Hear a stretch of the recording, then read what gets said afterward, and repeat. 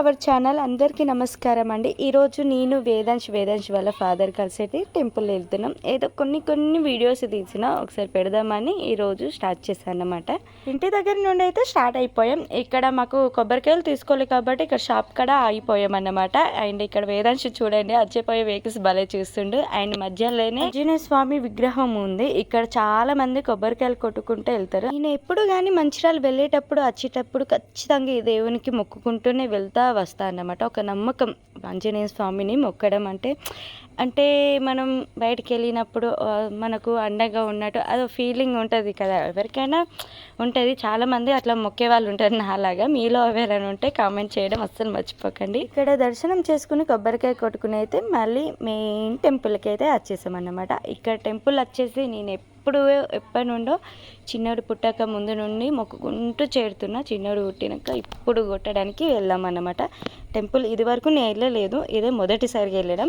So అందుకోసమే నాలాగా ఎవరైనా ఉంటే చూపిద్దామని ఇలా తీసానన్నమాట. టెంపుల్ అయితే చాలా అంటే చాలా బాగా అనిపించింది. ఎంత చక్కగా కనిపించిందో నాకైతే. ఇక్కడనైతే దేవుళ్ళు వచ్చేసి వెంకటేశ్వర స్వామి, పద్మావతి, గోదా అమ్మవారు ఉన్నారన్నమాట. ఇక్కడనైతే ఇక్కడ టెంపుల్ మొత్తం చూసేయండి. నేను ఇక్కడ మ్యూజిక్ ఆడ్ చేస్తున్నాండి.